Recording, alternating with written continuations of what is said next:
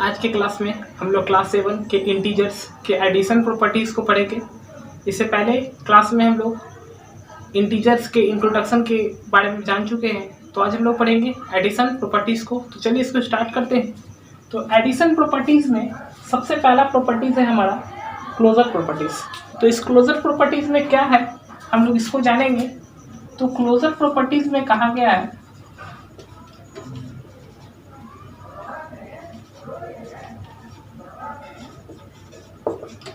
Closure properties में कहा गया है कि इफ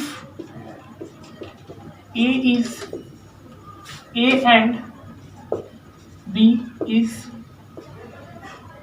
इंटीजर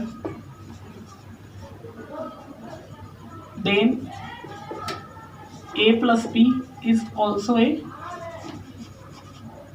इंटीजर।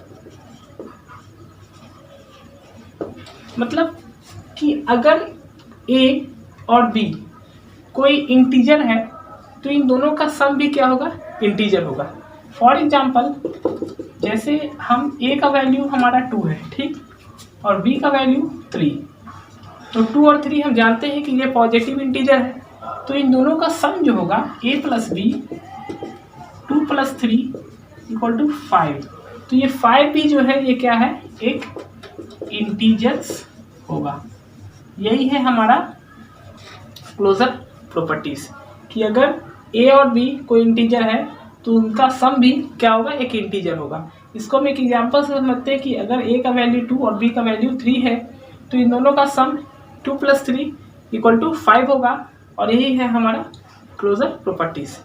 इसमें क्लोजर प्रॉपर्टी जो होता है वो सब्ट्रैक्शन के लिए भी लागू होता है। मतलब कि अगर हम 2 में से 3 को घटाते हैं, एडिशन के जगह पे अगर हम इनका सब्ट्रैक्शन करते हैं, 2 में से अगर हम 3 को घटाते हैं तो रिजल्ट क्या होता है, -1। तो -1 भी क्या है, एक इंटीजर है।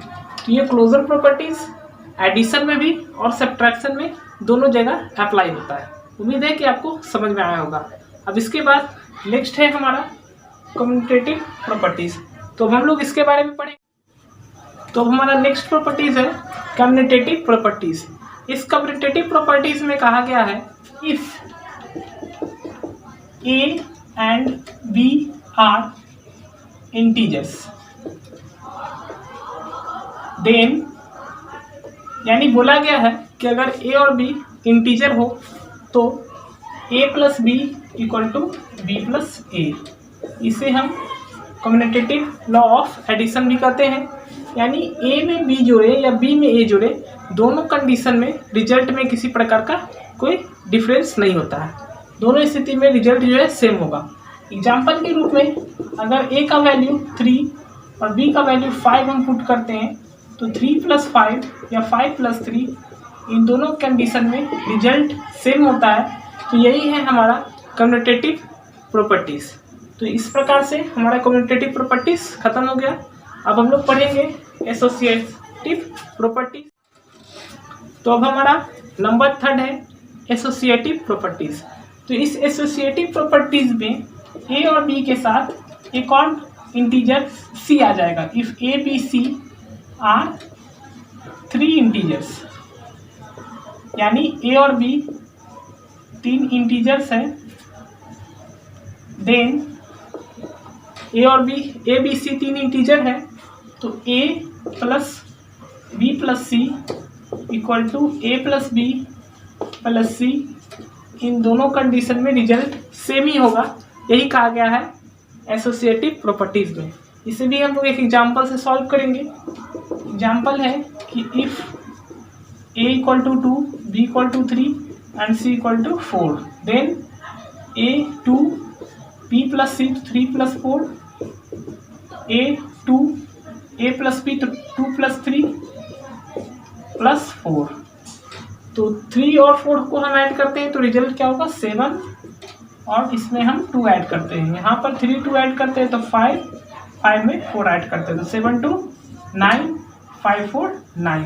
तो इन दोनों कंडीशन में रिजल्ट को हम क्या कर रहे हैं, देख रहे हैं कि रिजल्ट में किसी प्रकार का चेंजिंग नहीं है। तो यही है हमारा एसोसिएटिव प्रॉपर्टीज कि ए बी सी अगर 3 इंटीजर्स है तो a plus bracket b plus C bracket a plus b plus C इन दोनों कंडीशन में रिजल्ट में किसी प्रकार का कोई चेंजिंग नहीं होगा, दोनों रिजल्ट सेम होगा। उम्मीद है कि आपको एसोसिएटिव प्रॉपर्टीज समझ में आया हो। अब हमारा लास्ट प्रॉपर्टीज है एडिटिव इनवर्स। तो नंबर का एडिटिव इनवर्स वो नंबर होता है जिसे गिवन नंबर में ऐड करने पर रिजल्ट 0 के इक्वल हो। मतलब अगर if a is an integer,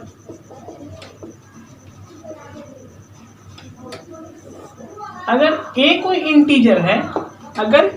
integer है, तो हम a में ऐसा कौन सा नंबर को ऐड करें कि रिजल्ट 0 के इक्वल हो। तो हम जानते हैं कि अगर हम किसी नंबर में उस नंबर के निगेटिव को ऐड करेंगे तो ही रिजल्ट 0 के इक्वल हो सकता है, नहीं तो 0 के इक्वल कभी भी नहीं हो सकता।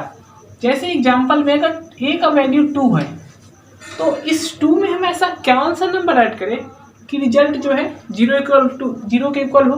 तो 2 में जब हम -2 ही ऐड करते हैं तो ही रिजल्ट क्या होगा, 0।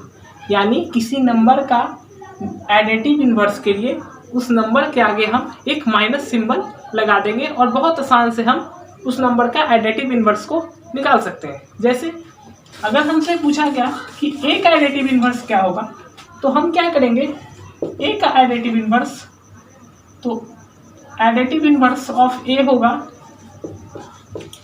Additive inverse of a। तो a का एडिटिव इनवर्स माइनस है, क्योंकि a में जब हम -1 को ऐड करेंगे तो रिजल्ट किसके इक्वल होगा, 0। तो एडिटिव इनवर्स में यही बात बोला गया कि उसमें हम ऐसा क्या ऐड करें कि रिजल्ट 0 हो। तो a का माइनस है, तो किसी भी नंबर का एडिटिव इनवर्स निकालने के लिए हम उसके आगे एक माइनस सिंबल लगा देंगे और बहुत आसानी से उसका एडिटिव इनवर्स निकल जाएगा। लेकिन हमारे माइंड में क्वेश्चन आता है कि अगर उस नंबर में पहले से ही निगेटिव हो तो उसका एडिटिव इनवर्स क्यों लगाए, कैसे निकालेंगे, क्योंकि इसके आगे तो पहले से माइनस है। तो इसका भी हम लोग पढ़ेंगे। अगर एग्जाम्पल में -3 का एडिटिव इनवर्स निकालना हो तो इसका एडिटिव इनवर्स होगा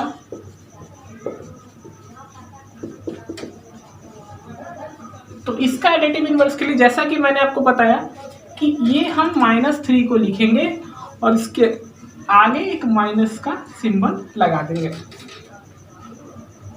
पिछले क्लास में हम लोग पढ़ चुके हैं माइनस माइनस क्या होता है, प्लस। तो हम इन दोनों को क्या करेंगे, ऐड कर देंगे और ये +3 जो होगा यही हमारा क्या होगा, -3 का एडिटिव इनवर्स। तो इस प्रकार से हम लोग एडिटिव इनवर्स पढ़ लेते हैं और हमारा एडिशन का टोटल प्रॉपर्टीज क्लियर हो जाता है। अब हम लोग एक बात और जानेंगे कि कम्यूटेटिव लॉ जो है ये सब्ट्रैक्शन के लिए वैलिड नहीं होता और ना ही एसोसिएटिव लॉ वैलिड होता है। इसको भी हम एक एग्जांपल के द्वारा समझेंगे। अगर हम a में से b घटाएं या b में से a घटाएं तो दोनों कंडीशन में रिजल्ट इक्वल नहीं होता, क्योंकि अगर a का वैल्यू 4 और b का वैल्यू 3, तो 4 में से 3 को घटाते हैं और 3 में से 4 को घटाते हैं तो यहाँ रिजल्ट 1 और यहाँ रिजल्ट -1 आता है और ये दोनों रिजल्ट एक दूसरे के इक्वल नहीं है। ठीक उसी प्रकार से एसोसिएटिव प्रॉपर्टीज में भी ये लॉ सब्ट्रैक्शन के लिए वैलिड नहीं होता है।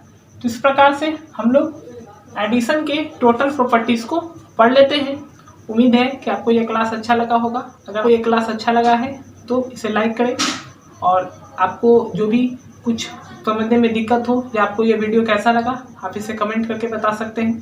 साथ में आप अपने दोस्तों को इस वीडियो को शेयर करें और इस चैनल को सब्सक्राइब करें।